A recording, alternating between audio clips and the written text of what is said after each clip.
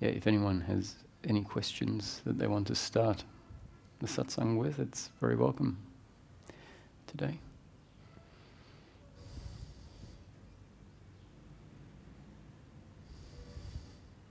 Doesn't have to be a question, it can be a comment or sharing.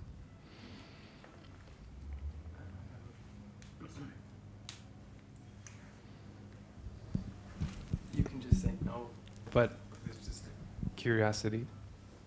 You had said you had kind of spent some time, with the Course in Miracles, and there seems to be some links in some of the points there with what your teaching is. Mm-hmm. And if words came around that, that's fine. If not, that's fine too. I don't. Yeah, I guess it's a bit of an open field to just talk about that because I get to ask a more specific. Yeah, if you have something more specific. I had one, but I lost it. There seems to be no.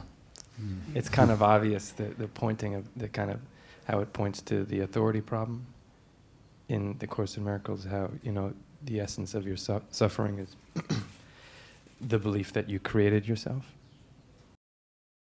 and this, which is more, but that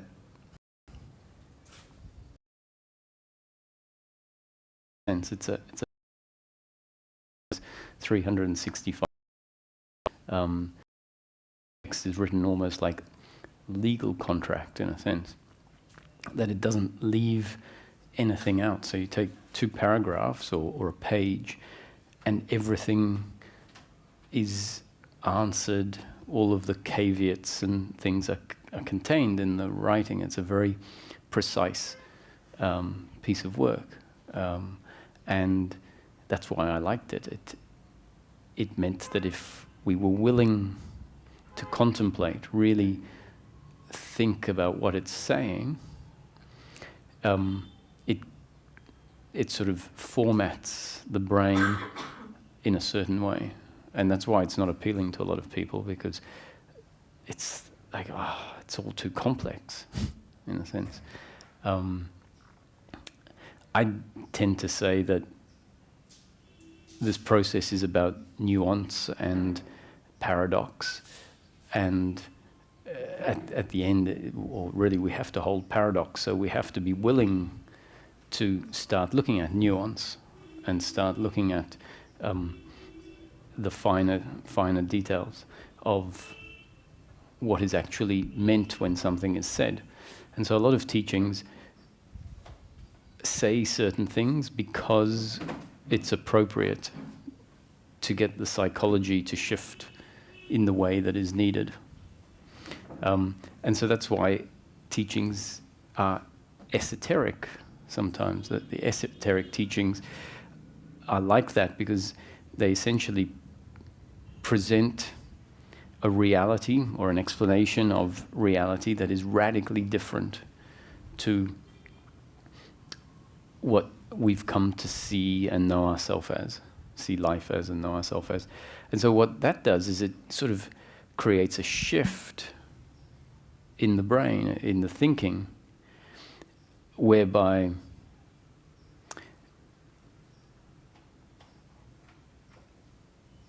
the thinking sees, I was so wrong. So we are not the body, for example, or we are not the person, is included in esoteric teachings. Now, why is that said? Is it true that we're not the person?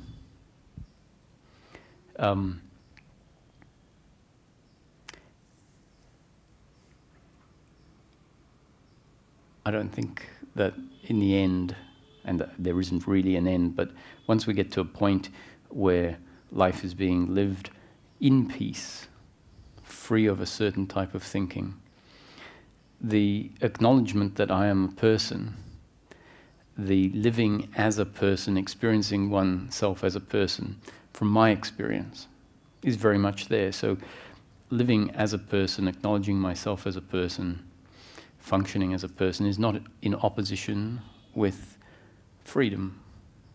Now, so what is the freedom? I had freedom from a certain type of thinking.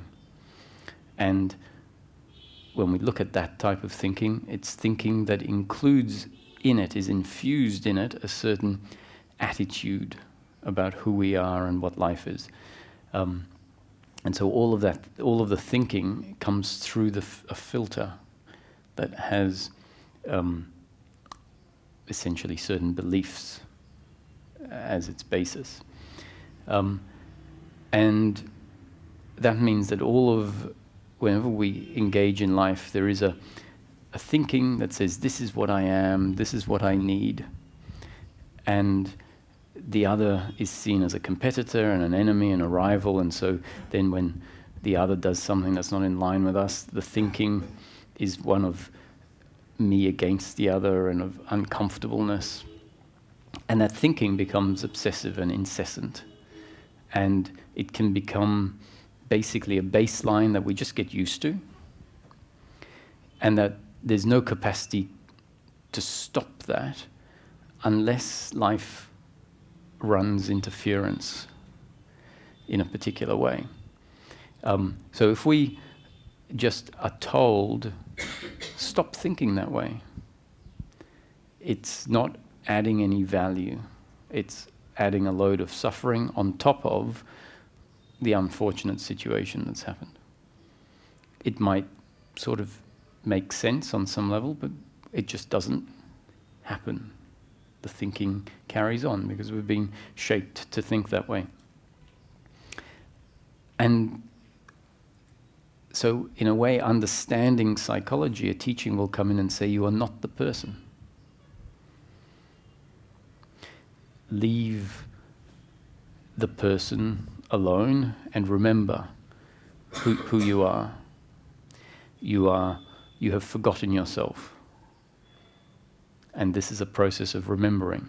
And so in the teaching, it will say, you have believed yourself to be the person. That is the illusion, that is the error. What you are is not of form. You are not a person. So if we close our eyes and we're told, or you don't have to close your eyes, but it might be fun. If you're told all of these things, then any thinking about the person, any thinking about what I need, about what happened yesterday, seems a little less relevant if you're remembering yourself as that which is not a person. And it can create a distance. Oh, yeah, I got involved in being a person, in the thinking that says I'm a person and I need this and I need that. And so these pointers are essentially a way of creating a platform, an environment in which something that wouldn't happen before can happen. A distancing from a certain type of thinking that has become a baseline and disturbs the present moment.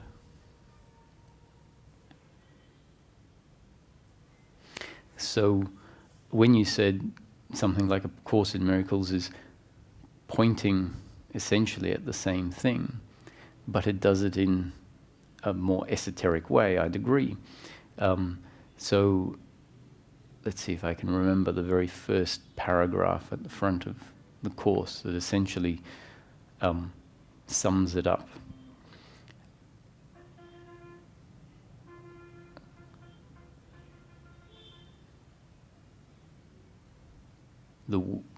Does anyone remember it? The world is illusion, or the world is unreal? You should remember. I mean, yes. I should remember it. So Nothing real can be threatened. yeah.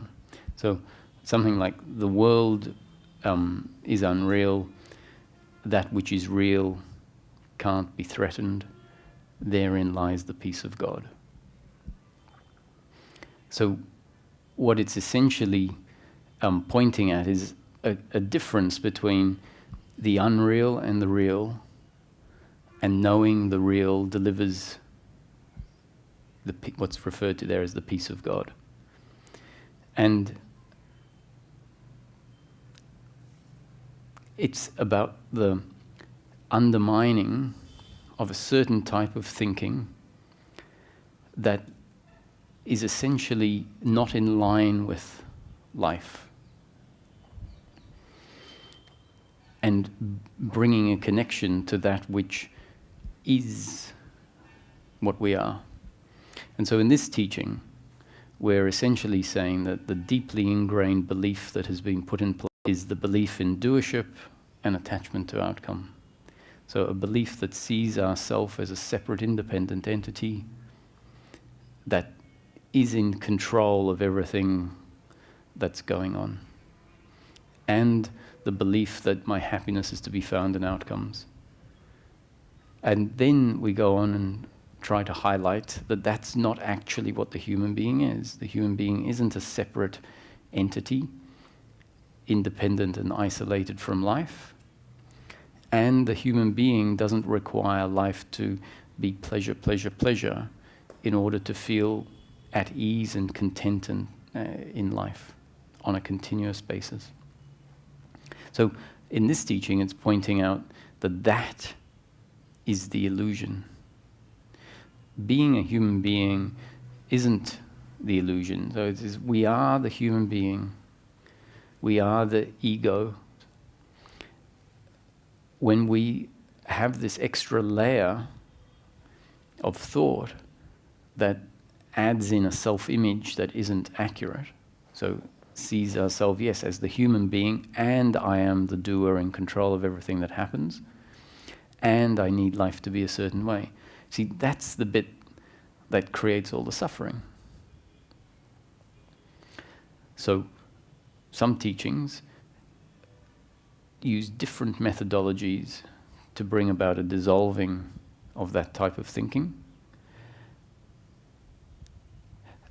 And even if the methodology is different, as you've pointed out, the end result is essentially, hopefully, the same, which means in the end we get to live as a human being, but without the continuous arising of human suffering, which was there before. And how does it happen? It happens in the same way that the error or the problem happened, is that life put it in place as part of our evolution, as part of this manifestation.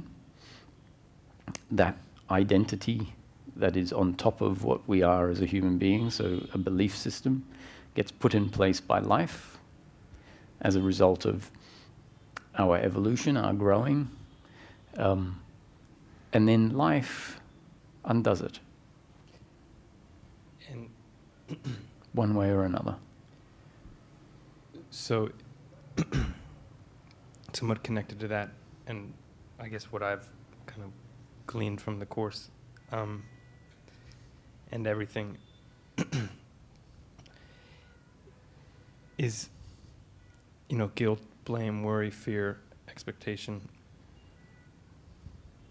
There's a pointing or something that I've sensed that guilt, I perceive it as something that's coming caused by either an action I took or something, blame, something's happening, some circumstance. But that the origin of that is the sense of this error happening of the belief in doership. And then, I guess, if you had anything to say about that, you understand? Yes, it's good that you bring it up that way. It's not only doership, but attachment to outcome. Yeah. So you've heard me speak a lot about the different forms of suffering. Guilt, blame and pride, worry, anxiety, expectation and attachment to outcome. And you've heard me say that they are always attitudinal to circumstance and not see the picking what is at the basis of the attitude, and then once we've seen what's at the basis of the attitude, we can I talk about land and see for a long time what is really being said. So let's take an example. If we're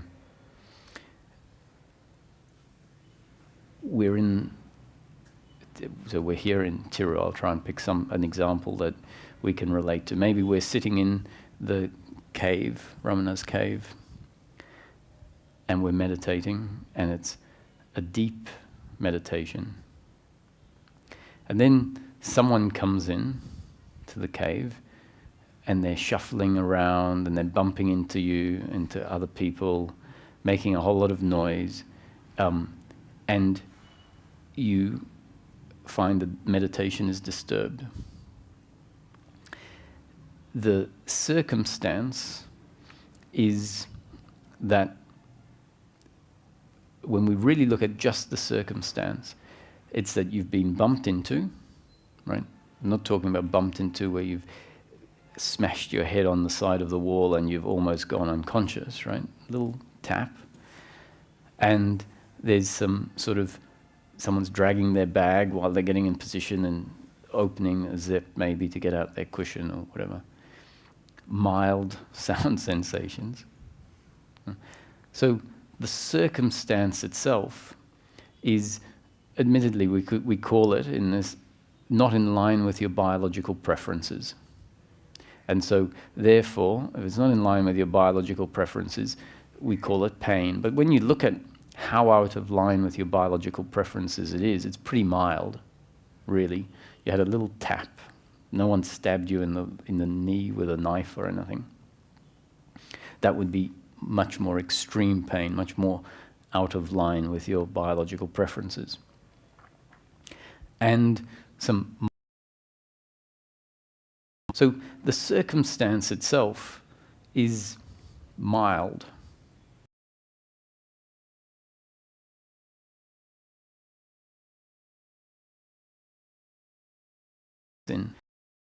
And the attitude to the circumstance is based on the belief in personal doership and attachment to outcome. And it starts judging and blaming the person for what they are doing that is delivering pain to you. And the pain is usually linked to your expectation of what you would like or what you need. Right? So in this case, there's probably an attachment to the meditation having been longer than it was. So that's our expectation, that's our attachment to outcome. And so that is disturbed, and so automatically where we attitudinally are unhappy because our expectation hasn't been met, and then we look at who to blame for that. So the person that bumped into you and is making a little bit of noise is the cause, seen as the cause. And we see them not only as the cause, because if we understand, yes, they're the cause, but the attachment to outcome isn't there, and the belief in personal doership is there, there's a discernment that I was bumped into, my meditation has ended, and there's some noise. So that discernment happens. But actually it's pretty mild, the circumstance is mild. The attitude when the doership and attachment to outcome is there is that we blame the other person for seeing them as a separate, independent entity, someone who could have and should have functioned differently in life. Because we aren't appreciative of the fact that life is a happening, and our destiny is part of the grander destiny of life. And So if this happens, instead of understanding it was my destiny for the meditation to be 5 minutes of deep meditation, and my destiny for this person to come in and bump me and to make some noise.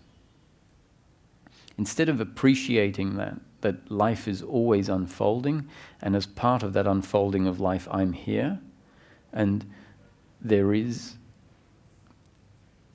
a continuous movement of circumstance. So here we are, circumstance.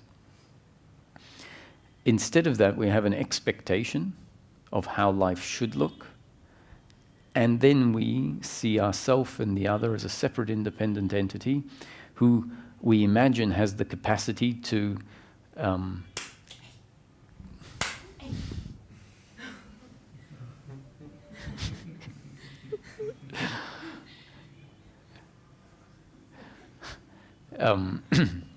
have the capacity as some independent entity, which really means an entity that's somehow not part of the broader movement of life. And so this is our essentially false impression of ourself and the other.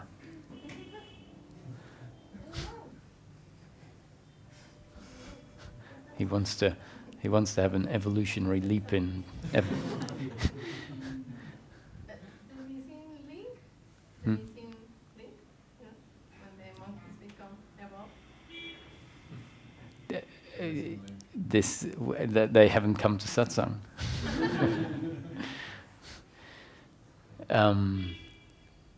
So you see, that like a monkey and animals don't have the intellectual capacity of a human.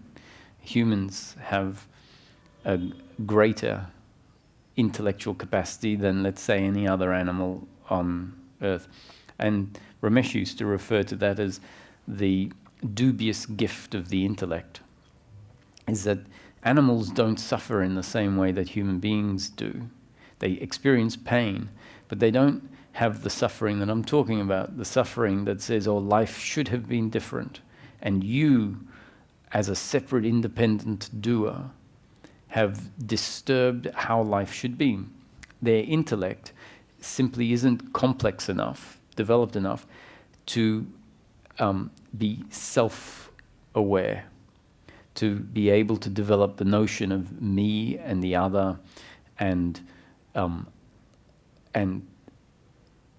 have a mental dialogue in the way that the human intellect can. So the basic explanation is they don't have a complex enough intellect to. I'm missing the word.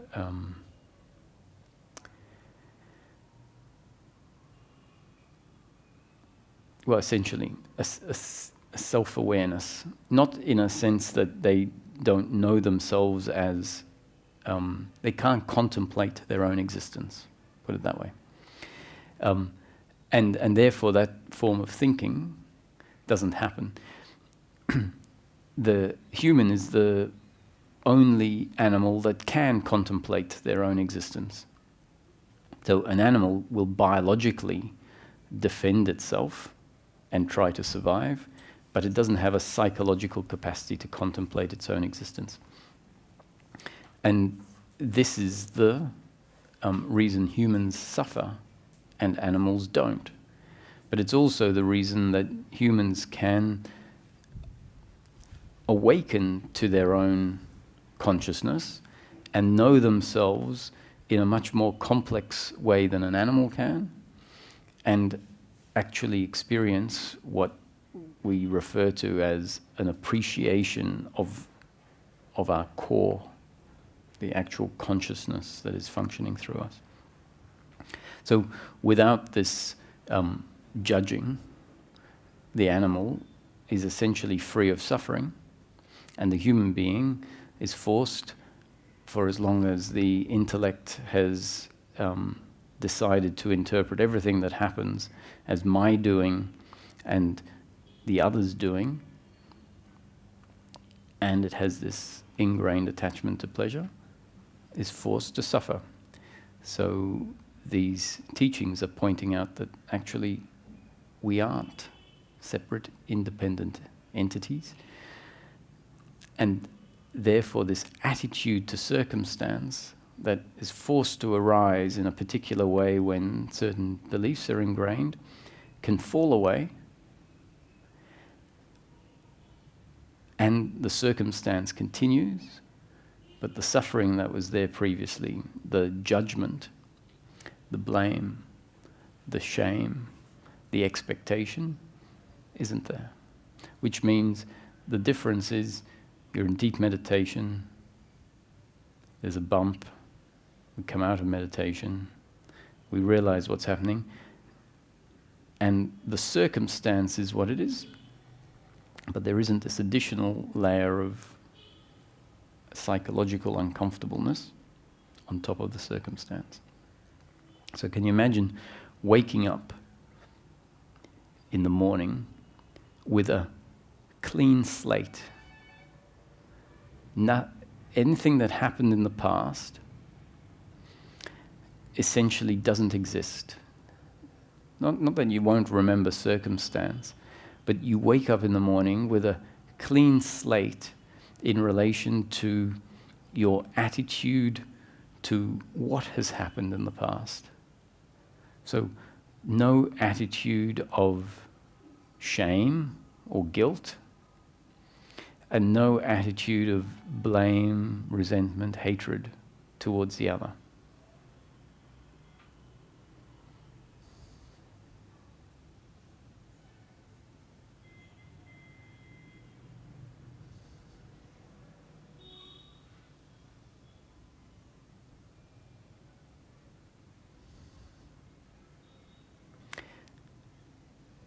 I put it that way because we might notice that that doesn't tend to be how we go into the day. It's almost like there's a load that comes with us when we wake up about what I haven't succeeded at in the past, what I'm not good enough at, what the other hasn't done well enough, be it ex-lovers or parents or siblings, society.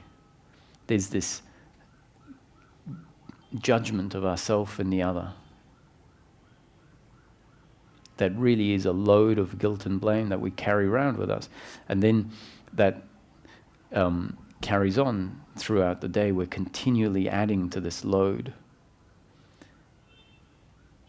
And then on top of that, there's the expectation of the future, how the future should look. And so I don't know if you can get a sense of what it might be like, is if the basis on which all of that arises is undermined and it collapses like a house of cards. And then you might find that you're here, wherever here happens to be. And all you really need to deal with is the circumstance at hand. That this load of regret and blame for things that happened in the past and expectation in the future isn't actually helping us. It's not improving our life situation. It's a psychological load on top of the circumstance. You should turn around.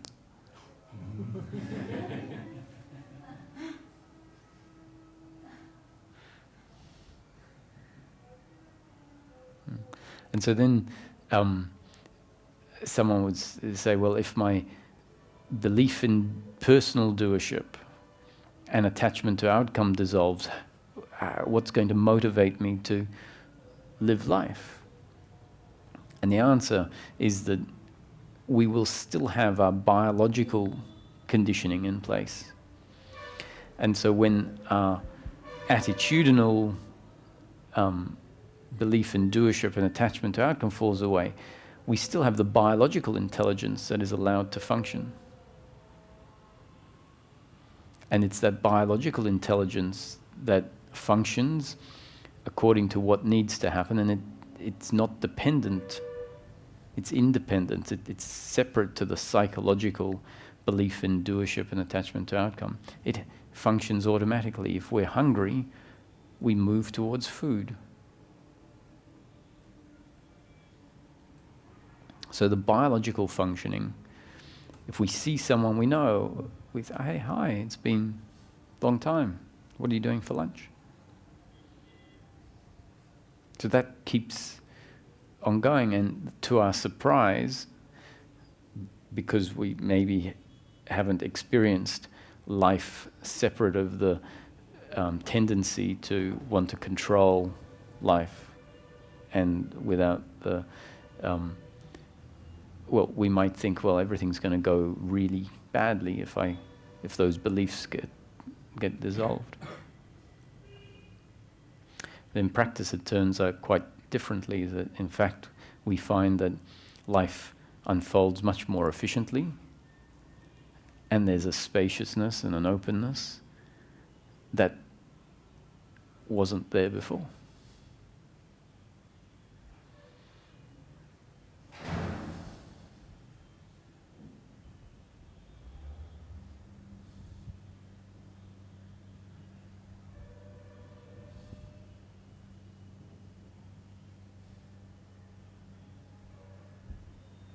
So even, what is it, someone driving their car too slowly in front of you. Like what we say is too slowly. Let's say they're driving slowly in front of you. That's circumstance. So without the attitude to the circumstance, which we'll talk about, what really is the issue? The issue is, or the circumstance itself is that I've had to go from doing 70 kilometers an hour down to 40 kilometers an hour. It's hardly the biggest problem. And yet, we just need to look at others or ourselves and see what happens internally when this is the circumstance in front of us. And what we might become aware of is this attitude to the circumstance, which is different to the circumstance itself. And when we start looking at the attitude to the circumstance and we see in it attachment to outcomes, so we have an idea that I don't want to be going at 40 kilometers an hour behind a slow car. I want to be able to go at 80 kilometers an hour. Now, sure, it is ideal, let's say, according to getting to somewhere quicker, if we could travel at 80 kilometers an hour. But the fact is that there is someone in front of you that's driving at 40 kilometers an hour. So your question referred to guilt and blame and pride. So this is why we're talking about trying to demonstrate, highlight this additional layer that's part of the human functioning that is not circumstantial but attitudinal to circumstance, and show, hopefully from our own experience as we start to notice it, how that attitude completely fills our experience with a sense of uncomfortableness. And if it's understood, meaning if we see that it's this attitude that makes life such a struggle, and if a part of our thinking starts cutting that off, meaning essentially being a voice of reason, and cuts something off that would otherwise function for 10 or 15 minutes or maybe 10 years, then that's a great change that happens. And what we are left with is the absence of something. And that absence essentially is silence. The absence of noise is silence and stillness, what we could refer to as peace of mind in comparison to the suffering that was arising. Now, I've used fairly basic examples here now. So imagine a situation where a business partner steals hundreds of thousands of dollars from your business and leaves you bankrupt, for example. Much more intense form of circumstance. In principle, what I've been talking about applies in exactly the same way. The principle is the same. The intensity of the suffering is often related to the intensity of the pain, i.e. pain means circumstance. And once, in principle, the belief in doership and attachment to outcome is dissolved, if it's completely dissolved because it's seen to not be the way life unfolds, then what we find is, regardless of the intensity of the pain, the suffering doesn't arise. It just doesn't have a basis on which to arise anymore. And if the basis hasn't been seen to be out of line with life, then the basis remains in place, and we're forced to suffer both the small and the big circumstances in life.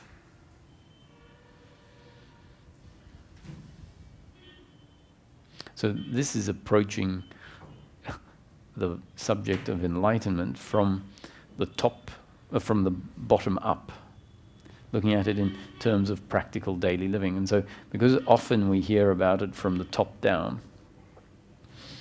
we can make the mistake and say, oh, well, this is not a talk about enlightenment.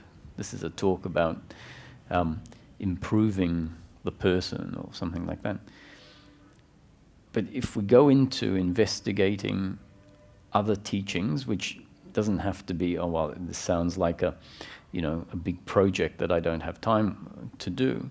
If we hear a description from a different perspective, and then we listen to the teachings that we resonate with and we've been listening to, we might hear them with different ears and say, oh, wow, actually what they're talking about is just the ending of suffering.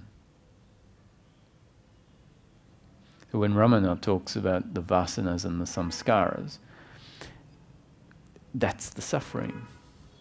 They're the ingrained tendencies and habits of the mind. And so we've got the rajas and the tamas and sattva. Sattva is like neutral. And the other two is slothfulness, so laziness and aggressiveness or hyperactivity.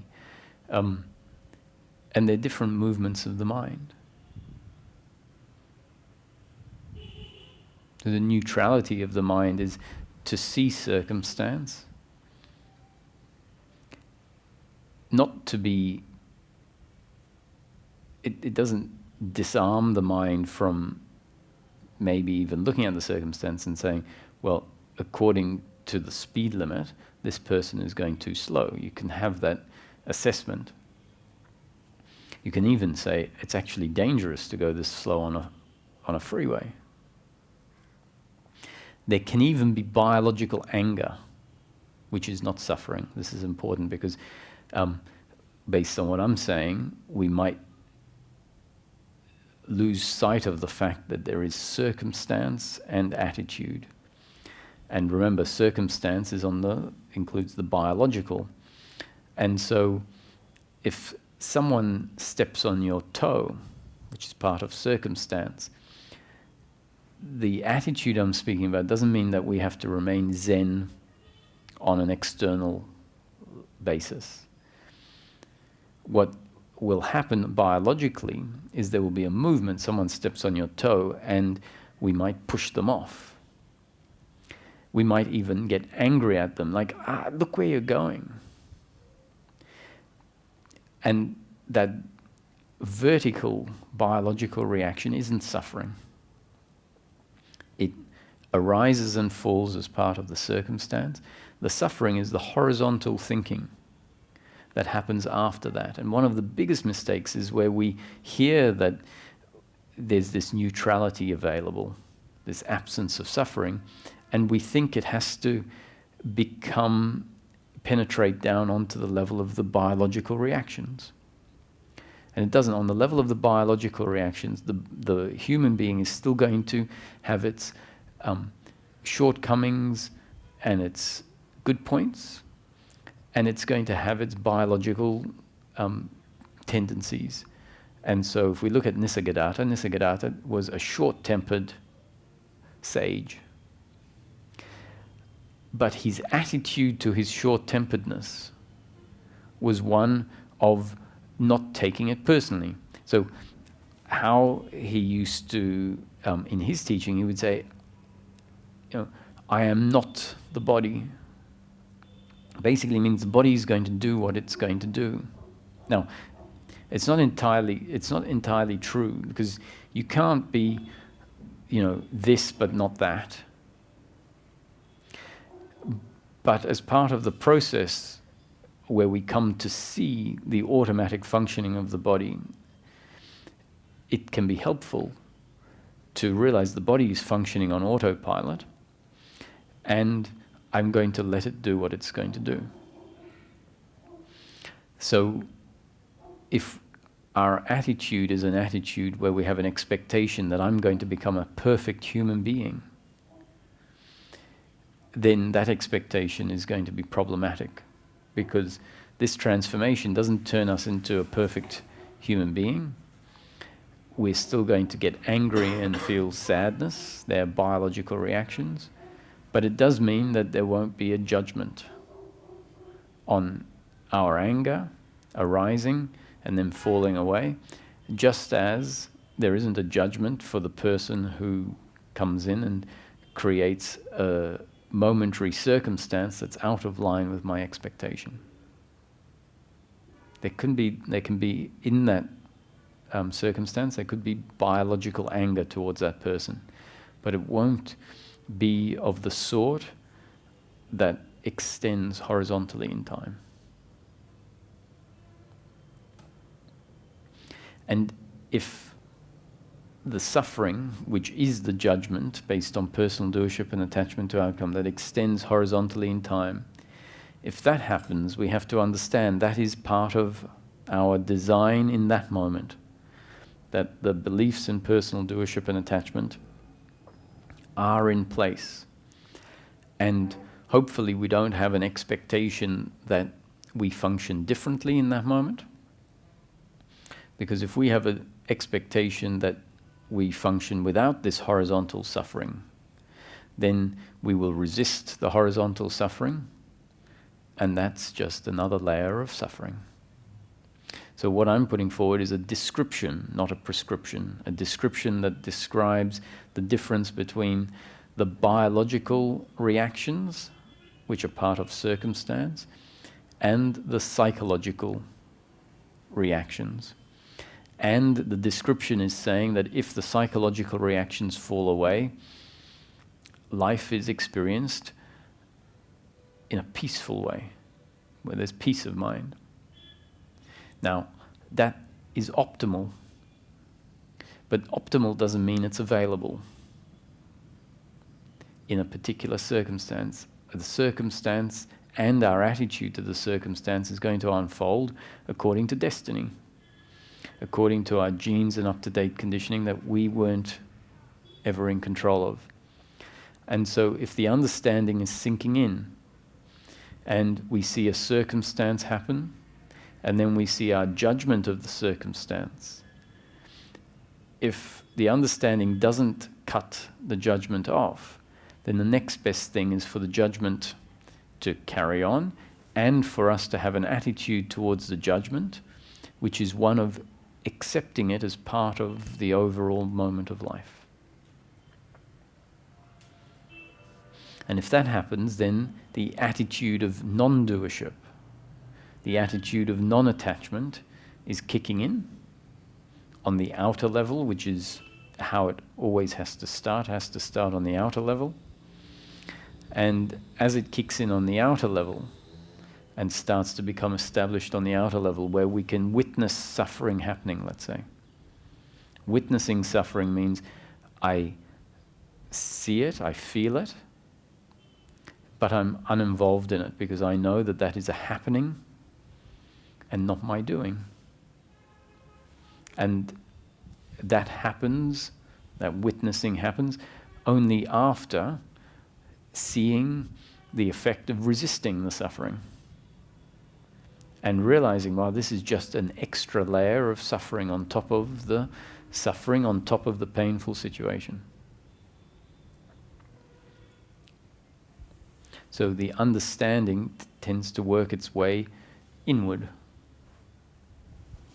until what we're left with is circumstance, which is either pleasure or pain, and an attitude of non-doership and non-attachment to the circumstance, which means we'll still biologically have the capacity to function to improve the circumstance if we can, meaning if we see a pipe that has broken in our garden and water is pouring out, not our preference, pain in the moment.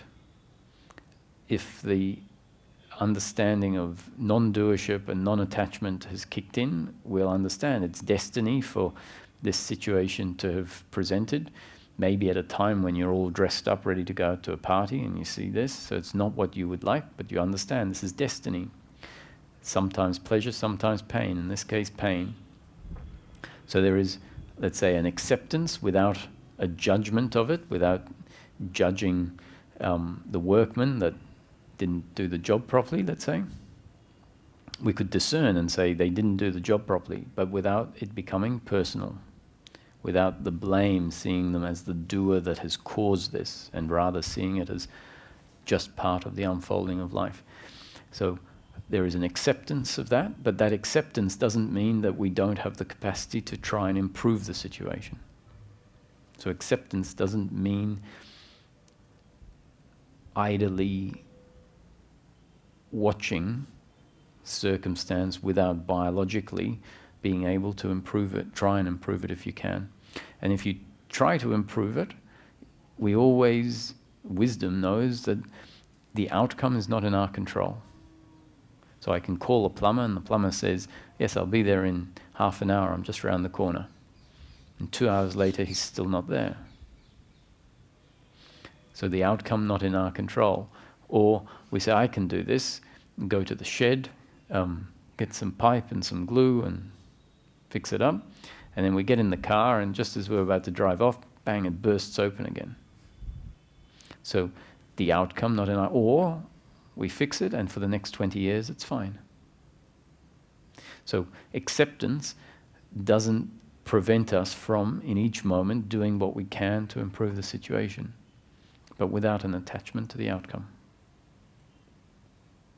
And so then this means we continue to be a functioning human being because the biological intelligence continues to work,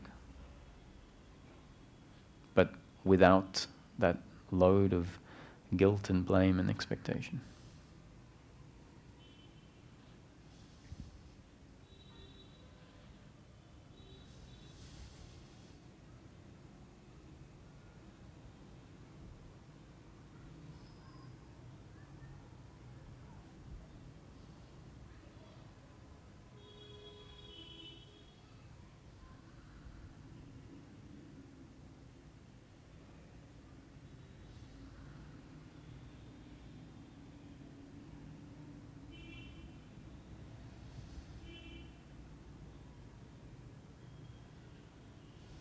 So where does consciousness and awareness and beingness come into all of this? Because it's quite a significant part. It's this movement, although in practical terms, when we look at it, we can say it's the absence of suffering. The falling away of guilt, blame, pride, worry and expectation, which is a whole load of incessant thinking that has a capacity to flavor the experience very significantly.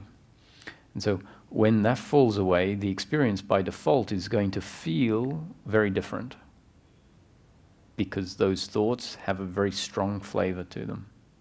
So but simultaneously to the end of suffering, there is a connection to ourself that happens. And both of these things, the end of suffering and the connection to oneself, are not things that happen instantaneously. It's not something that is not there one day and is there the next. It's a process. There are parts along the process that are spontaneous. So we have insight that happens. There are awakenings that happen. And they happen spontaneously in a moment. That's not liberation. That's part of the process of liberation. It's part of the changes that lead to the end of suffering. The end of suffering and a connection to the core of the human being. So in this teaching framework, what is the human being? The explanation is the human being is impersonal consciousness of source, linked to a particular body-mind, functioning through that body-mind as personal consciousness.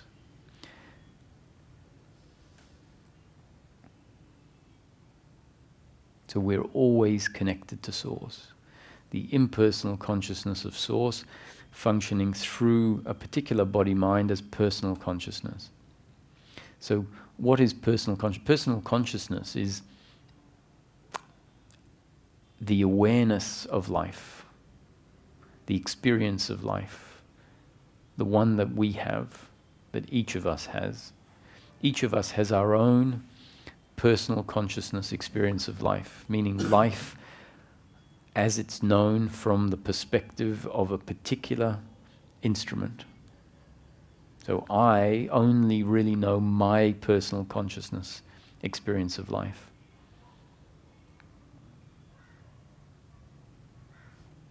Where's the microphone?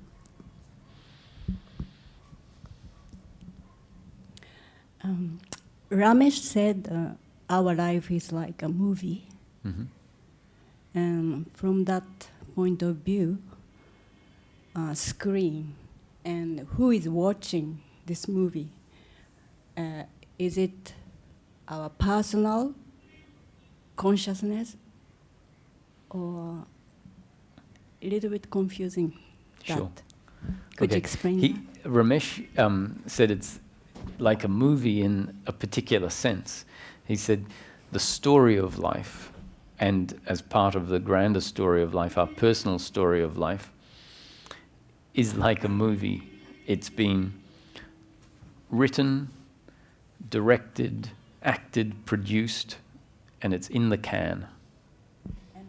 And who produced that movie? Well, the theoretical answer is source. Right? It's come from somewhere. And that somewhere, we don't know what that is. Right? But we can just call it source. Or consciousness at rest, or source at rest in its potential form. So before the manifestation, before the story of life or the film of life, there was nothing. This is theoretical, right? This is to provide a framework that can help us to come and see life in a different light. So what we know is the manifestation. At least what we know is our personal experience of the manifestation. That's all we really will ever know. Our personal experience of the manifestation. So in experiential terms, the manifestation is our personal experience of the manifestation. Meaning, whatever we are aware of or doing, whatever the life circumstance is in each moment. So what you're aware of and I'm aware of now is life, the manifestation, from our own perspective. And that's all life ever is for us. Life is always this present moment as life is presenting itself. And included in that, there are certain other objects like memory. So we have a memory of a past that, well, may or may not exist, may or may not have existed. But in practical terms, we say, yes, it existed because I have a memory of a friend from school, and then I see a person and it matches my memory, and I say, hey, it's been 20 years, and they go, yes, the last time I saw you was in grade 10. So in practical terms, we say, well, we have a memory of the past, and it often tends to match up with what's happening in the circumstance, although we have to bear in mind that our memory can get distorted. It's a relative faculty. So it creates the impression of a past. And we can look at it from two ways. Did the past really exist? Because really all we ever know is now. And we can also say, yes, but in the now exists in a way that seems to correlate with our memory of the past, unless our memory of the past has become distorted.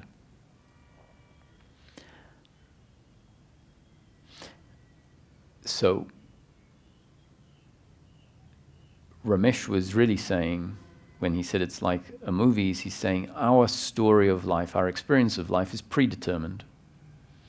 It has been created from beginning to end by source. In an instant, the whole thing from beginning to end was created. So the concept suggests that we have consciousness at rest before the manifestation, pure creative potentiality. Potentiality means it's in its potential form. And if it's potential, at some point it needs to manifest. It needs to actualize. And so the concept is saying it has actualized into this, the story of time, from beginning to end. And that these words are not my doing, but part of the story of life. And they were always destined to happen as part of the story of life that is in the can. It has been written, acted, produced, directed, and in the can. And now it's unfolding. And we are aware of the movie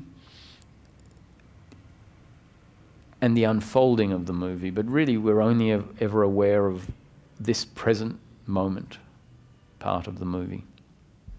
And the source is enjoying the movie. Through you. Me? Yes.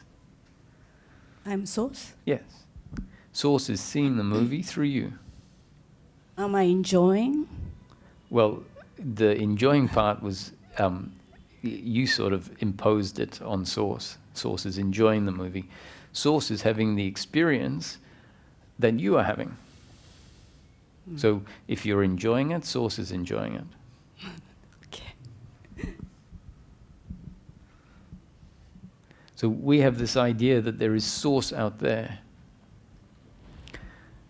looking in on the movie from out there, like through CCTV or something. We are the CCTV cameras. Source is functioning through us, experiencing life from our perspective. So we're often looking for Source and thinking, where is this Source? So you might have heard what we are looking for is where we are looking from, which means we're looking outward, like going, where is the Source? One day it'll occur to me. The insight, the occurrence is when we suddenly realize, oh, Source is what's looking out of me. That the core of the human being is personal consciousness. And that personal consciousness is the impersonal consciousness of Source, linked to a particular body-mind organism, a vehicle, experiencing life from the perspective of that vehicle. So this is where we can become potentially aware of awareness in this moment, when we realize what's looking out of me, which is something that's always been looking out of, and we never really have appreciated how significant consciousness of the human being is to the life experience. If you take human consciousness away out of the equation, what are you left with in terms of experience?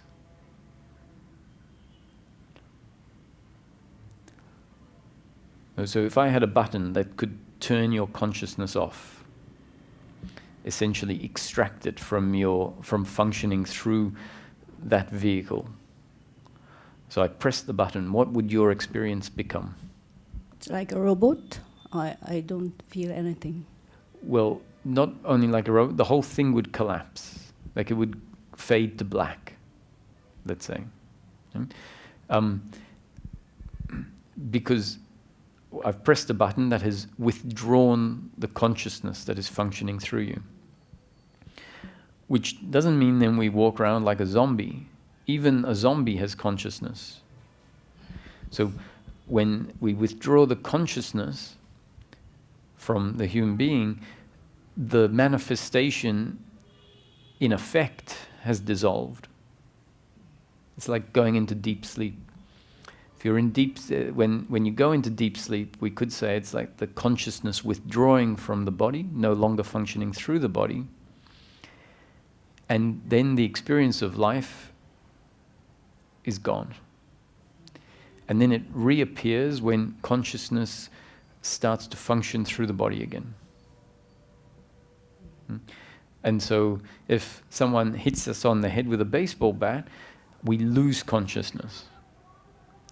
So 1 minute where there's a world, or our experience of this, and we have the experience of being a body in the world, and then, that's a curious sight, and then the consciousness goes, and our experience of being in a world and the world being there goes. And then we regain consciousness. We regain consciousness, the whole thing's here again. So what is being pointed at or spoken about is the significance of consciousness as far as our experience of life goes. So whenever we've had an experience of life, meaning from the time of conception, let's say, once the instrument has developed enough that experience starts happening, so let's make it simple, from birth and beyond that, in the waking state, there is an experience of life, whatever it is, positive, negative, filled with suffering, or peace. That experience is completely dependent on consciousness being there. And it's fair to say that spiritual seekers and humans at large haven't given any thought to consciousness for most of their life. Simply because it's always there, so we don't need to think about it in a sense. So it presents even when we're not thinking about it. However, if we want to come and understand the nature of life, the nature of oneself, we need to sort of become aware of that which is always there that we haven't been interested in, haven't recognized.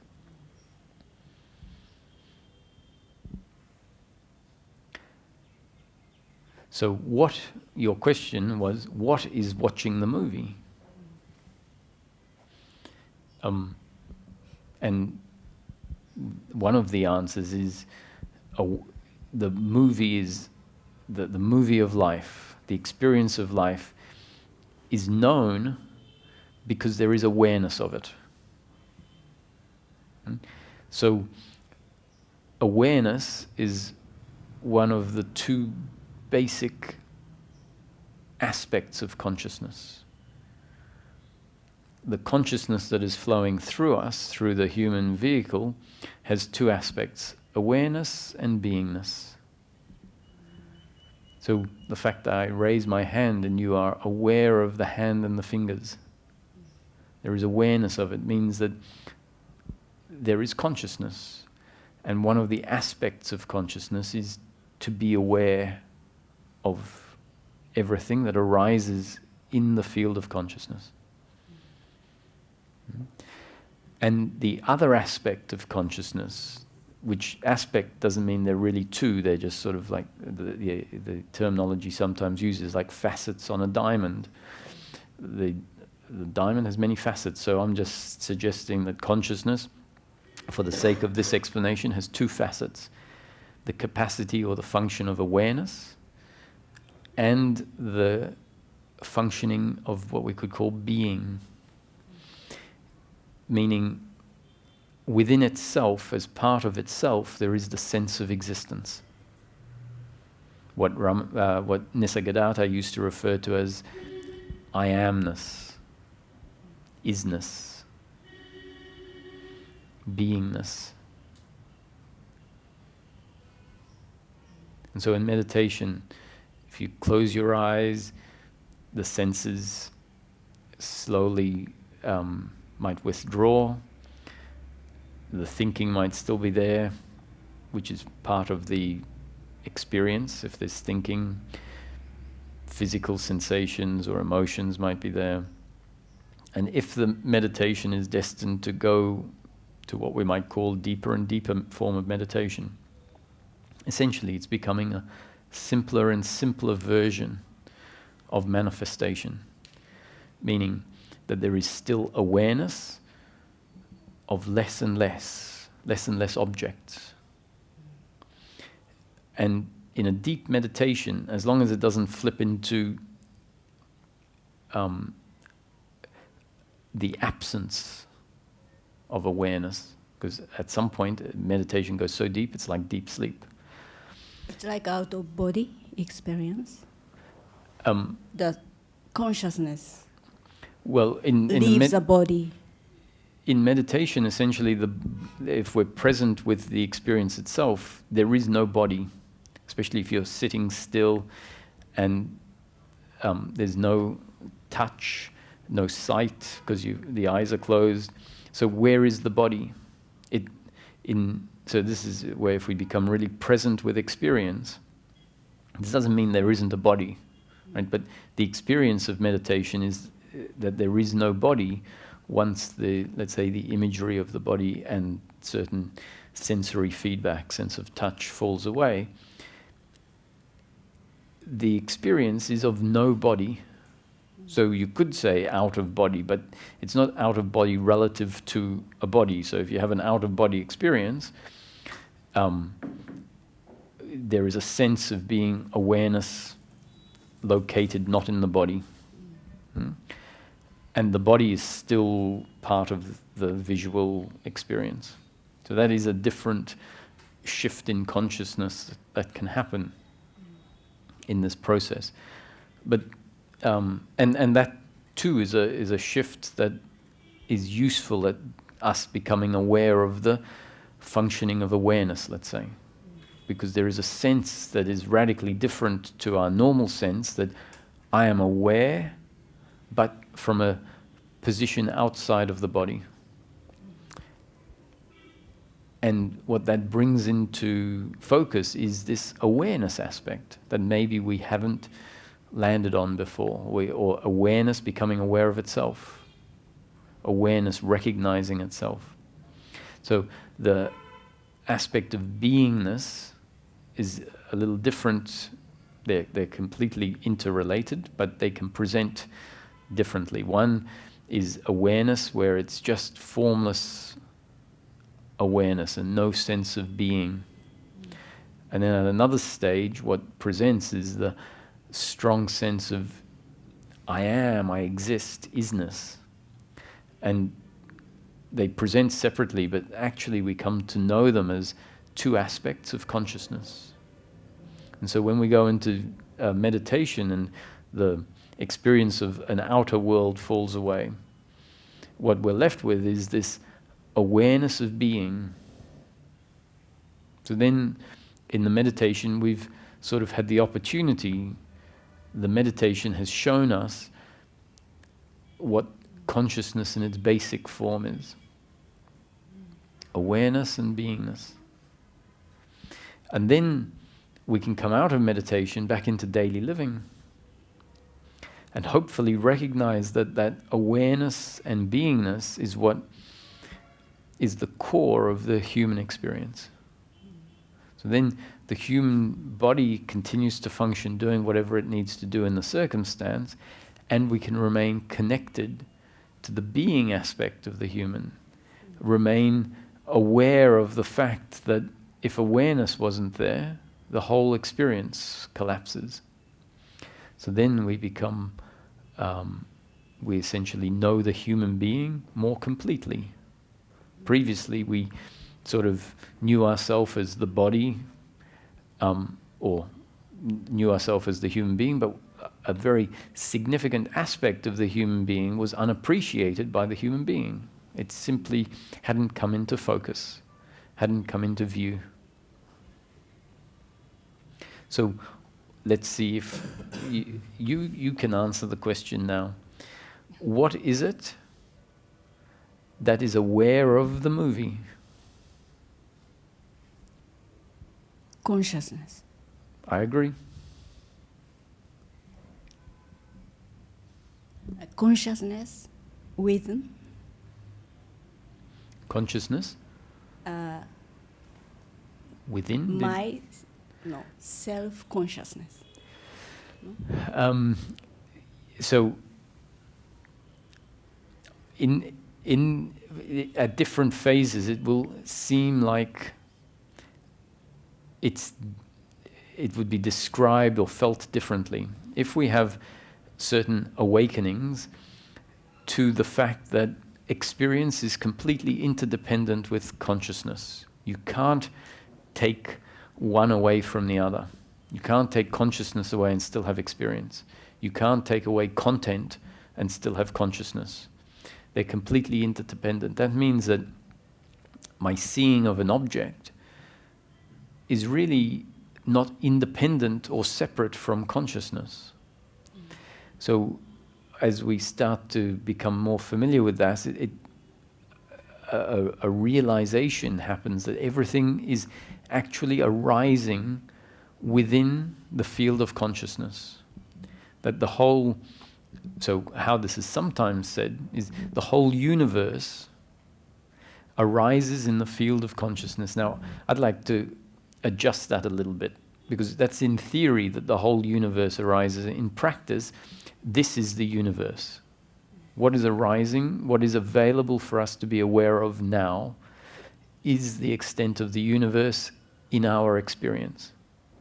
So then we say, wow, all of this exists only because it fits into the field of my consciousness, at least from my experience point of view. Right? It might actually have an independent existence. That's a philosophical debate, whether there is an independent, objective world out there or not. But we come to understand the nature of experience and say, wow, the experience of the universe, which really is about as big as what's here now. So the mountain exists within my consciousness. The body is part of the experience that appears within consciousness.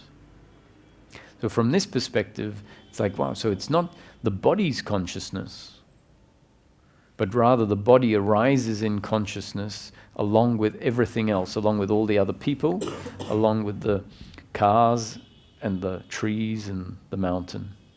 And the sun, if the sun is there, the sun arises exists within my field of consciousness. At least from an experiential point, like from the point of view of the experience of the sun. Yeah? That's what we're describing here is essentially what is maybe sometimes referred to as enlightenment. I don't say that's enlightenment, that's an awakening. That's a realization of awareness, aware of awareness. or consciousness, aware of the field of consciousness that previously was always there and highly underappreciated, let's say. From that perspective, we'd say, well, it's not the body's consciousness. It's an impersonal consciousness in which everything arises. But when we look a little bit more closely, when we do some more experiments, especially once we are settled in that way of knowing life. Knowing, I mean, I'm using the word knowing as in directly knowing, not intellectually knowing. Being one with the experience from the perspective of being aware of the consciousness that is the substratum, the background of experience. Then we do some more experiments, and so when I had a very profound awakening a long time ago now, that what was fortunate for me is it felt so different. It felt like what you were describing, an out-of-body experience, and the eye had nothing to do in the experience with the body. It was experience that I was out here, but then also everywhere. So the beingness was outside of the body. And there was this very profound sense that if someone came along and hacked the arms off this, they wouldn't be touching what I knew myself as in that moment. And so a lot of the esoteric top-down Advaita teachings made sense from in context to that shift that had happened.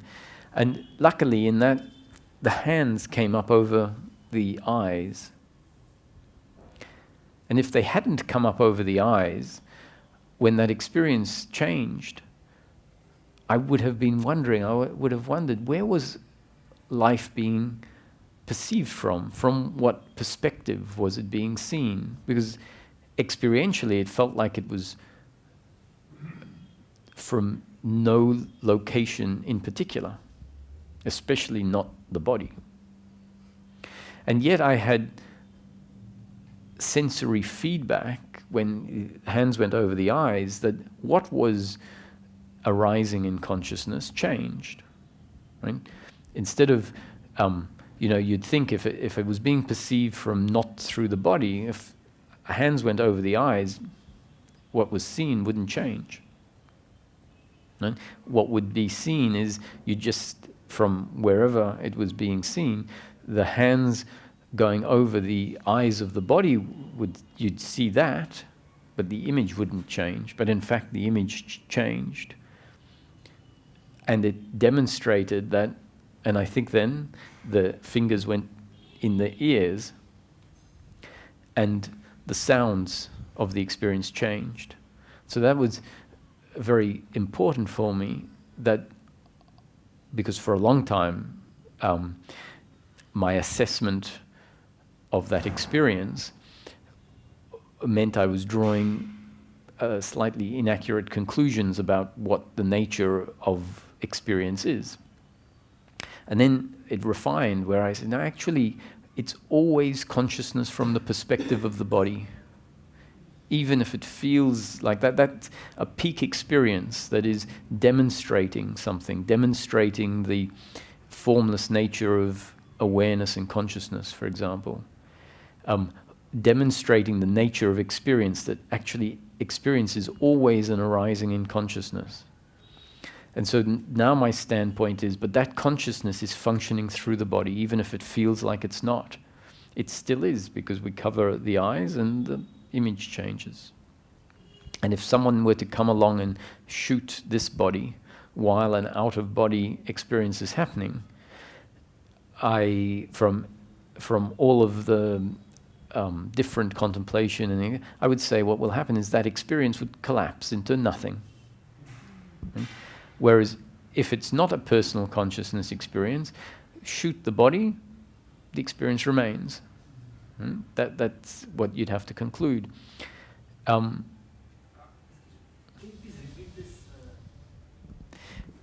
Yes, so just for us to, so we can become clear instead of making sort of somewhat wild assessments of what the nature of reality is, which is what we tend to do when these peak experiences, shifts happen.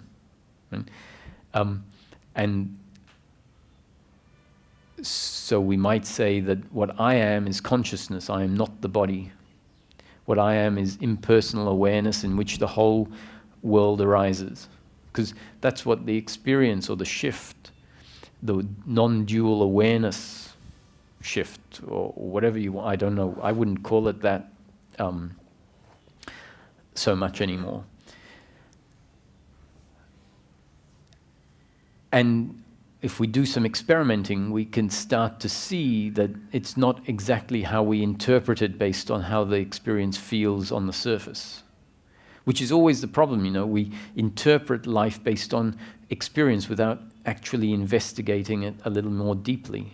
And so when these shifts happen, the same error happens. We then start saying, oh, life is this new way because that's what the experience tells us. Experience is very relative. A big mistake is where these shifts happen, that the type of shift I'm talking about, the type of awakening or whatever. And because the teachings that came before have brought about the shift by impacting the cognitive thinking, and the teachings don't present themselves as if that's what they're doing, right? They don't present themselves as if they're impacting the cognitive thinking. The teachings might say there is illusion and there is reality. And we are stuck in illusion. And so then when these shifts happen, automatically we say, illusion has fallen away and now I know reality. This is reality. And the introduction of the word illusion and reality is a conceptual distinction in order to bring a shift from seeing life one way to seeing life another way. At some point, we need to acknowledge that what I've been conditioned, in a sense, to call reality, to call this non-dual seeing, is a result, we think, of all conditioning falling away. And so then we think it's something absolute. And it's a great shift forward when we realize it is as relative as the experience of being a person, or as relative as any experience in life. It just has a completely different qualitative feel to it. So we can have essentially an experience of separateness or an experience of oneness. They're both experiences. And we've been led to relate to one as illusion and one as reality, let's say. And so as not to make the error of thinking that awareness is not functioning through the body, which often is an error when that shift happens because of the qualitative nature of it. In order not to make that error, we have to do some experimenting. And the experimenting is you put your hand over your eyes when that's happening, and you'll see that the imagery, the experience changes to demonstrate that it's still actually happening through the body as the instrument. And that's one of the experiments. And then my conclusion is that, when I say conclusion, you can't hold anything absolutely, but if in this life experience someone came along and shot this body in the head, killed it, while an out-of-body experience was happening, while a oneness experience was happening, I'm going to, if someone says, well, put forward your estimation of what would happen, I'd say, well, that oneness experience would collapse, would end. Whereas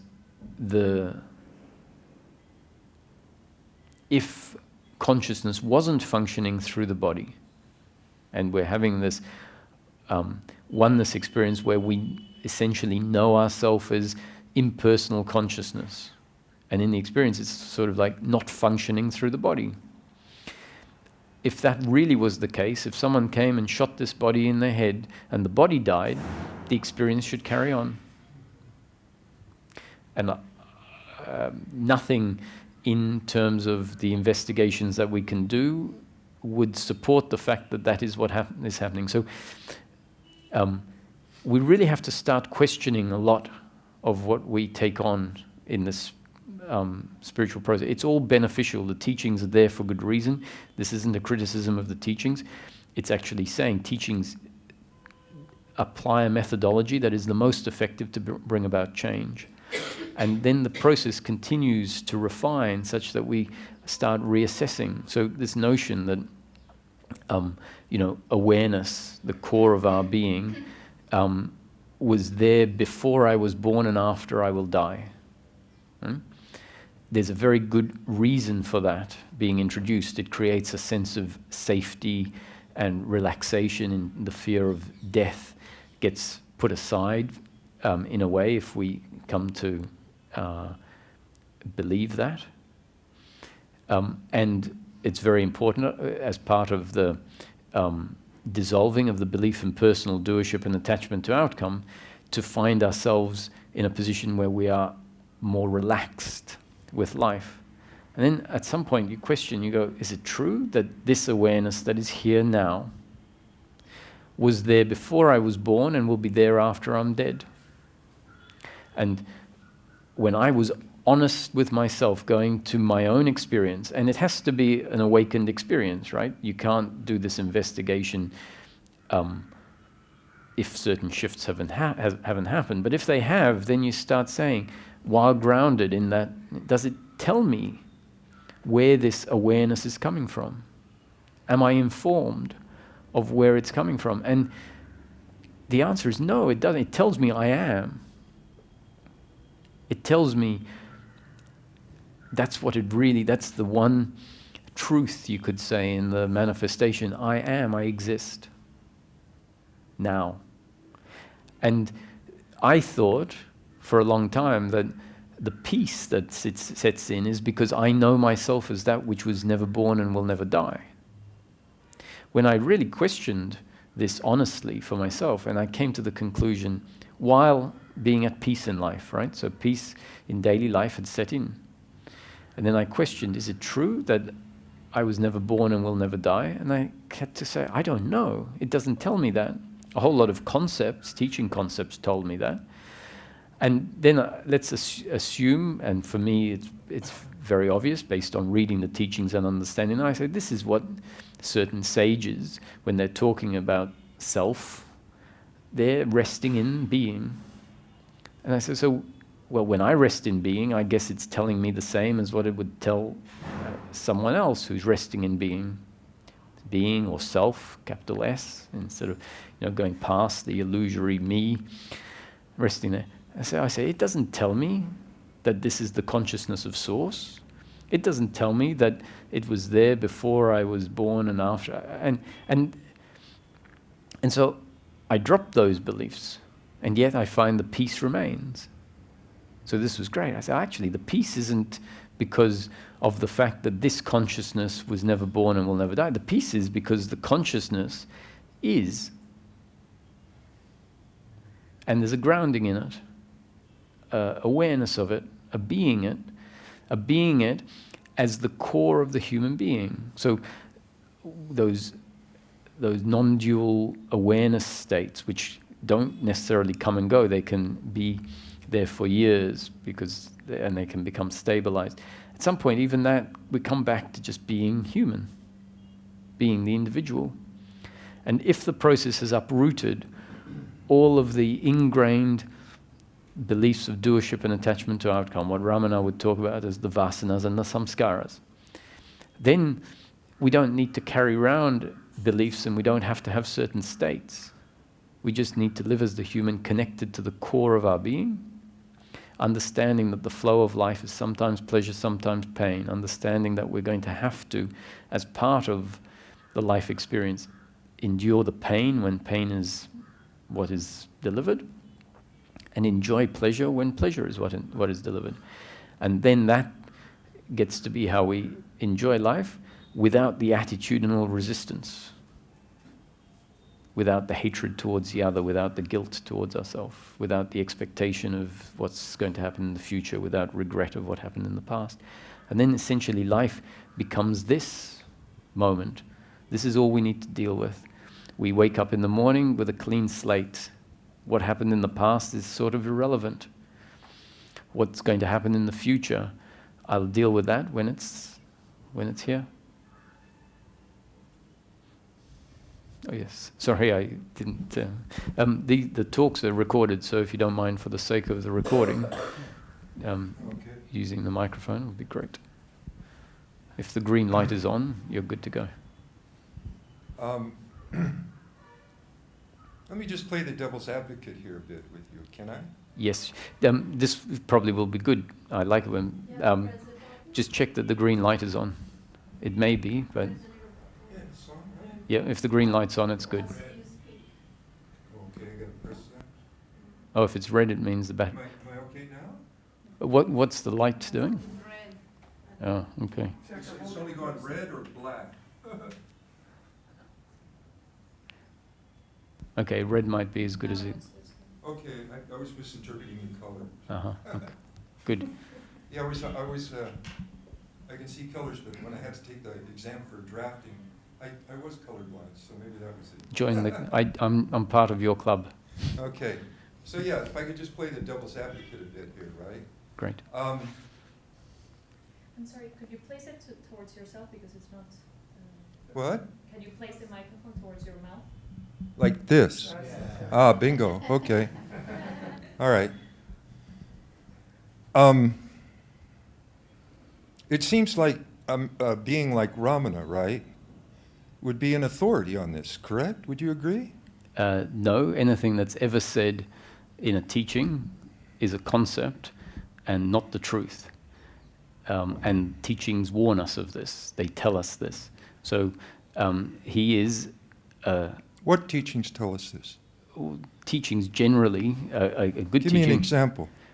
Well, in this teaching, for example, not that this is going to be good enough because I'm talking from my standpoint, the teaching says whatever I say is a concept, not the truth. Whatever any teaching has ever said is a concept, not the truth. So that's how it is described in this teaching, so that we don't end up believing what the teaching is saying. So in Buddhism, it says, if you come across Buddha on the road, kill him. Right. Meaning we need to have an attitude where we have gone past the teaching at some point, not too early. You don't want to kill. You don't want to kill Buddha too soon. Right. But at some point you want. And so Ramana says it in his teaching by saying, use this concept, right? Use this thorn to uproot the thorn that is embedded in your thumb, and then be sure to throw both thorns away. Are you sure he said that? Quite. I know his teachings pretty well. I'm not aware of that phrase at all. That's attributed to Ramakrishna, but I'm not sure it's attributed to Ramana Maharshi. Oh, Ken, hi. Is it a teaching of Ramana Maharshi? In what book? Do you remember? Because it's mostly attributed to Ramakrishna. I'm not sure it's ever been attributed to Ramana Maharshi. Right. I'll check this, okay? Because someone else told me this too, and I did check it, and it didn't appear in the teachings of Ramana Maharshi. Well, I can... you don't believe me, but I'm very sure that because it was, I have a great respect for the teaching of Rama. It's an intimate part of my process, and so I refer to it with respect. And this was a significant concept of Ramana's that allowed a moving past so much dogma, let's say, that can build up our own dogma. As a result of reading teachings a certain way. Yeah, what I'm just saying is that if you have an experience, correct, you were describing your experience and then you were describing your conclusions from your experience, correct? Mm-hmm. Yes. And you concluded that consciousness, the most you could know, was that it was in this vehicle, it was functioning through this vehicle, correct? Am I correct so far? Yes, all the experiential feedback, when we look closely, right, indicates that it's functioning through a vehicle. Right. Yes. But, I mean, it seems like Ramana very clearly said that realization, right, he makes a difference from different types of awakenings. In fact, they're described, right? Sahaja Samadhi, Nirvikalpa Samadhi, Jnana Samadhi, right? But he said very clearly that realization is beyond the body-mind, okay? That when the body goes, realization stays. But he's talking about realization. He's not talking about an experience of awakening prior to realization, which are important, but do not give the ultimate conclusions that he's pointing to. Would you agree with what I'm saying? He has said a lot of things, and if you compile all the things he said, you'll find an opposite to everything that he's said to one person. Well, tell me an opposite to what I just said. I'm not aware of you ever contradicting this. He said clear, in fact, when he was dying, right? He said, you guys are so worried about this body-mind. Do you think I'm going anywhere? I'm always going to be here. Right. There's nowhere else I can go, right? Mm-hmm. So if we intimately need to understand the... No, I asked a question. Yeah. Are you aware of any statement where he contradicted what I just said? Which seems to be a very powerful statement he said about realization. Yes, I can. He also said realization is quite rare, correct? Sure, yes. I mean, he was asked in a court suit, are there any other people like you that you know of? Mm-hmm. And he said no. Right. And then they asked him, have there ever been any others like you? And he said, a couple. He named a couple from the ancient Tamil history, right? So he's talking from what I would call a position of authority, a very rare but potential in every one of us, what is called divine self-realization. And I'm not aware of him ever contradicting the fact that consciousness is primary. For example, when he would look at the world, one time they were doing some work inside the ashram, they set him up with a tent outside, and he was just sitting gazing, right? And they asked him, what are you gazing at? And he said, what do you think I'm gazing at? I'm gazing at myself, okay? There is only this one reality, which is consciousness. And it goes beyond the body-mind in ultimate realization. And he was very clear about this. He's never contradicted this statement. And I know his teachings fairly well. So I'm just playing the devil's advocate. You agreed to having a conversation with me, Indeed, you know, and yeah. I'm willing to listen. But, you know, first start by telling me where he contradicted what I just said. There's a quote of Ramana's, I think you'll find it's verse 6 of the 46 expositions of reality, where he says that life is a result of the senses, and therefore all there is mind.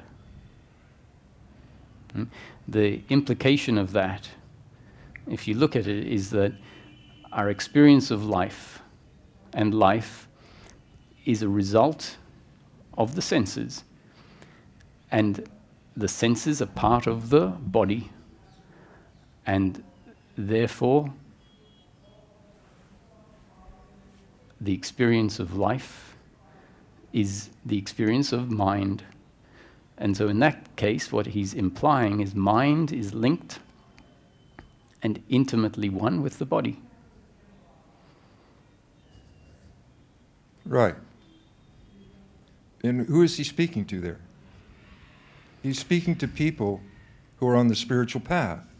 He's talking to them. They are not realized, right? He's saying, this is your experience, right? This is your experience. This is how life is generated, through the mechanism of the body-mind. And yes, awareness and the mind are connected to it, right? But he's saying, you know, when he talks from the state of realization, he goes far, far beyond that.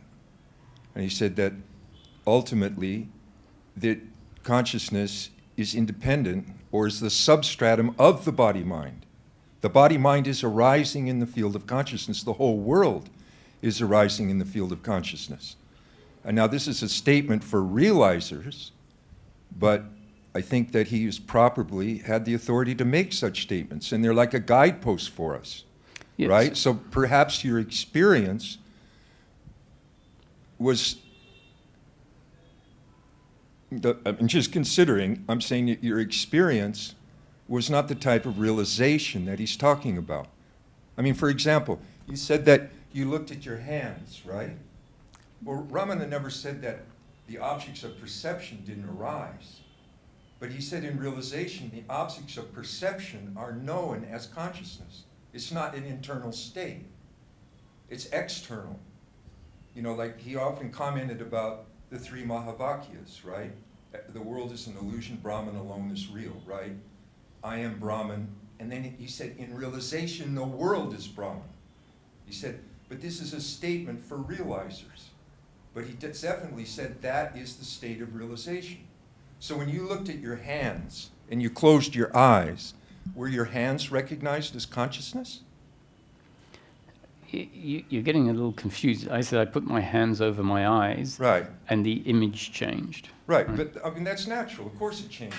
What it indicates is that the experience that is the experience that's described as the shift where consciousness is known, an awareness of awareness by itself, appears one way and then is confirmed to be something different. So we have a paradox, which is, you know, life is paradox.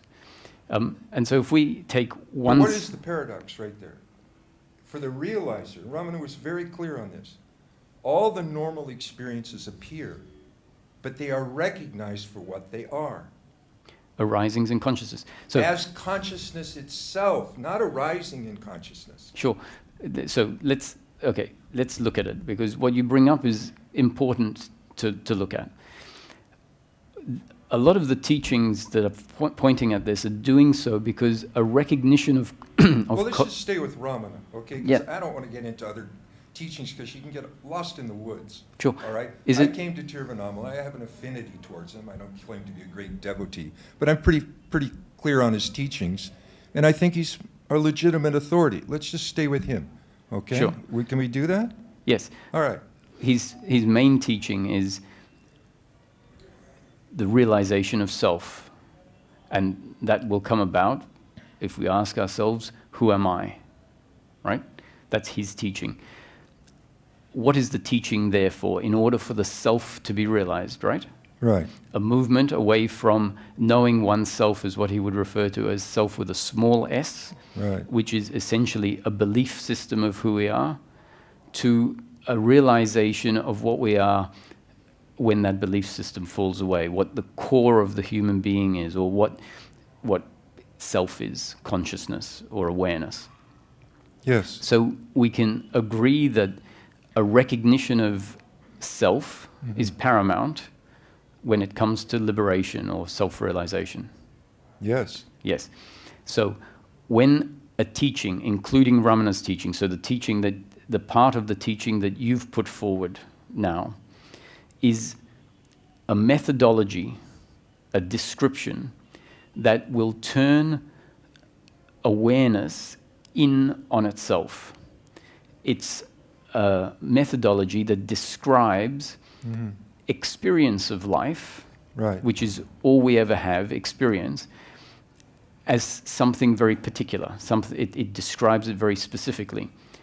And I agree that experience of life is an arising in consciousness, not separate from the consciousness in which it arises. Right? Not that there is object and consciousness as two. They are interdependent. And we could say consciousness is all-pervading of experience. So in order for us to awaken, realize the self, we really need to become focused on experience itself, the nature of life, on life experience. Right? Yeah. And so what he's doing there is pointing at the fact that if we look at our experience, if we look at life itself, life never arises independent of awareness. Meaning that the whole experience of life, exactly what you said, is interdependent on consciousness. So if we're looking for consciousness outside, in a world outside, if our mind is directed to finding it outside, it's never going to find it. It's going to be looking for something that is actually right here, looking out there. So the teaching that is put forward, what you've put forward, is something that is directing us to look at the experience of Right. life in order for the background of experience, what you referred to as a substratum of experience, to become self-evident. Yeah, beautiful. Now, the question is that realization, is that liberation, is that enlightenment? I would say that's awakening. And the scriptures tell us, don't misunderstand, or don't mistake understanding for awakening, and don't mistake awakening for liberation. Now, in awakening, I would say realization or awakening are the same thing. So awakening is the realization of self.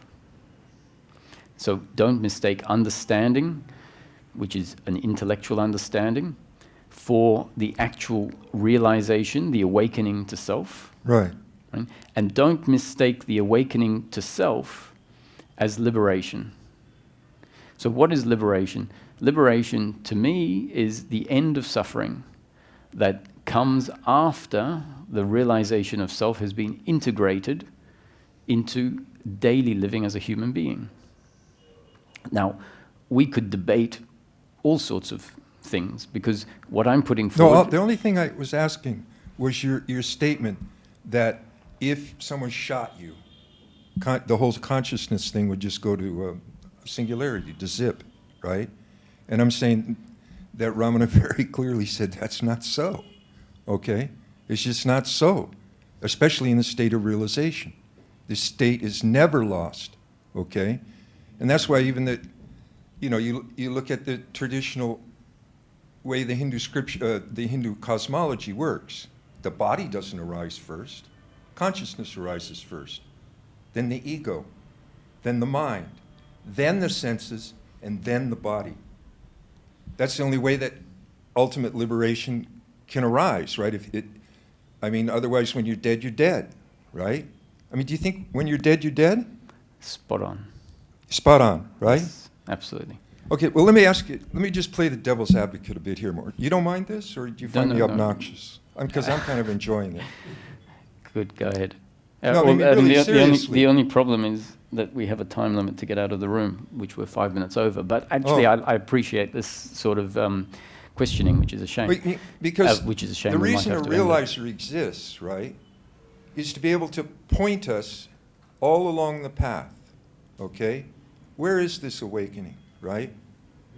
Has this awakening achieved its ultimate status, where it becomes realization, divine self-realization, correct?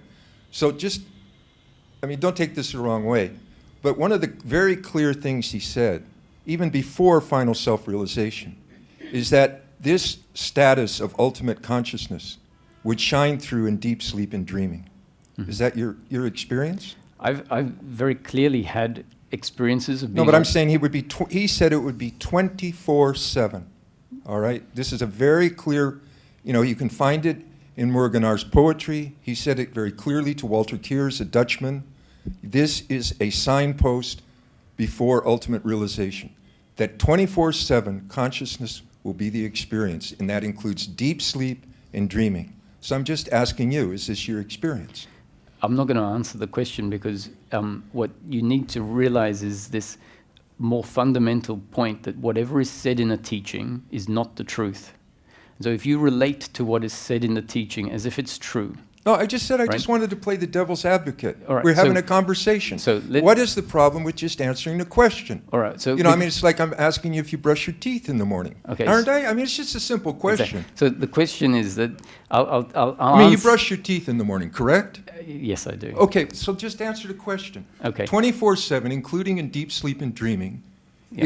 is the substratum consciousness your experience, not some intellect, not like what you call a concept, not a concept, but is it your 24/7 realization experience? It's a 24/7 realization in the waking state, in dream state, and in sleep. In deep sleep, according to my definition of deep sleep, awareness falls away. Okay, that's your definition. I'm just saying, okay? I'm just saying, playing the devil's advocate. He very clearly said... That's because he's got a different definition of deep sleep. His definition of deep sleep is my definition of sleep. No, but he said in the case of the realizer... What he's pointing out is that there is a fourth state to the three states. Yeah, in the case of the realizer, this is the constant experience throughout the three states. So, okay, from the point of view of you, where you're asking... I'll answer your question. From the point of view of the way you're answering the question, my answer is yes. So it's your constant experience? Correct. Wow. Everyone should have such problems. Very good. Why are you saying that consciousness dies? It's not that consciousness... I'm not making any claims about consciousness. What I'm saying is that when there is a realization and a grounding into the consciousness, it doesn't tell us so many things that are put forward in teachings. And yet I have no problem putting them forward as a teaching. Just like if we're being chased by a group of angry thugs and we're coming up to a very narrow bridge that is 300 meters above a ravine, and I'm running with my girlfriend, and I know she's afraid of heights, I'm going to look at her and I'm going to say, look, we're coming up to a bridge and there's mud on either side of it, and if we fall in, it's going to be a problem. So you look at me, and we go across, right? And you don't look down at the mud, because we've got to get across this bridge. It's this wide, and it's easy. When we're running normally, we'd easily run across it, right? But if we fall into the mud, we've got all sorts of problems. So we're running, and we get across the other side. No problems. Then she looks down and freaks out. And she said, you lied to me. I said, I did what was necessary in order for us to get where we needed to go. And teachings are exactly the same as that. They're a methodology, and within the methodology, they warn us. Enlightened masters on their deathbeds have apologized to us and said, please don't believe what I have said. It's a fundamental realization that leads to realization, because in the end we could say that liberation is the liberation from belief. The problem is when certain concepts exist in our system and they are related to as absolutely true. And if we hold certain concepts about what enlightenment is as absolutely true, they become an expectation, and we may actually miss the liberation that is right in front of us. And those teachings themselves tell us this in different ways. And so the thorn, use this thorn to remove that thorn, is essentially Ramana saying, I don't believe, or I don't expect that you will throw the second thorn away. What it's saying is, I know the second thorn, the concept, the spiritual concept, that was used to uproot this concept. So, for example, in Nisargadatta's teaching, it says, you are not the body, only to uproot the belief that you are the body. Right? So, you are not the body. It uproots that belief. Then it becomes the newly embedded thorn, where we have a belief, I am not the body. And the warning is, don't believe what I've told you. That too needs to be liberated.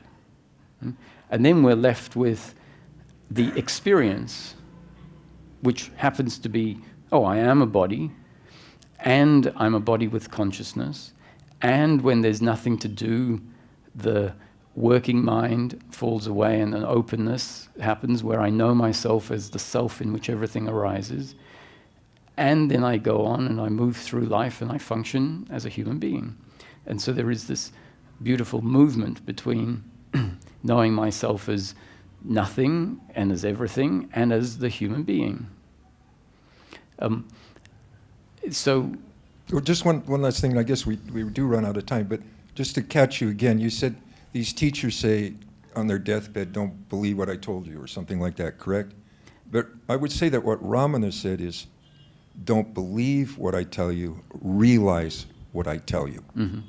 Exactly. And then when you've realized it, right, you then have the opportunity to rest in the self that is known, right?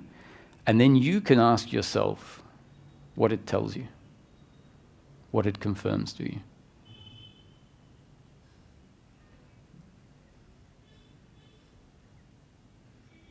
Can I say something?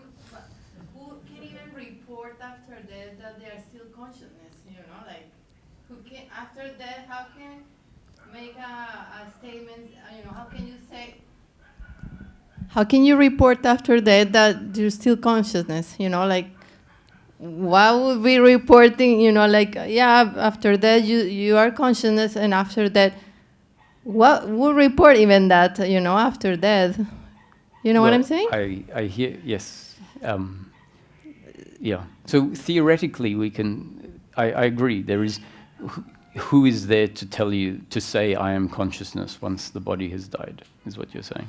Mm-hmm. But the gentleman's point, I guess, is that from a realized state, we will know certain things. Right? Or at least that's the interpretation of the teachings, that the teachings are telling us what is absolutely known. And my suggestion is that one of the freedoms is to realize that we don't know, we won't know, even in a realized state, at least. And so this is an important point, is that for me, it's not really about, I don't know if I had the same realization as Ramana. That's not important to me so much. I know that I read the teachings and they all are beautiful poetry that I can completely relate to. What is important to me is the fact that suffering in daily living has fallen away. And that's why these teachings approach the subject from a practical point of view. And the practical point of view, when we look at it, is what is available after enlightenment. And we're just using this word in the teaching for the sake of what's available after enlightenment that wasn't there before. What will I have after enlightenment that I didn't have before? So this teaching says what is available is the end of suffering, the end of an uncomfortableness with oneself, an uncomfortableness with the other, and ultimately the end of the fear of death, which is what then allows us to live fully. And so as far as I'm concerned, once the suffering came to an end, seeking ended. And when seeking ended, the experience, my own experience, not because anyone said, is this is what is available, this is all I was ever looking for. To live life as Roger, in whatever situation I find myself in, at peace with that situation.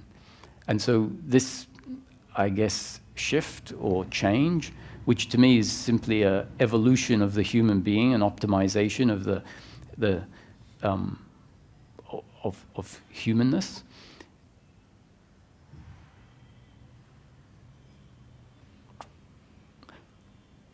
Well, let's leave it at that. Thank you. That was wonderful. Beautiful. Well, thank you, and thank you for your questions, because it's not every day we get challenging questions, and I think they help elaborate the teaching. And also, as I said, it is all a concept. So take which parts of it resonate, and the rest of it can be left on the roadside.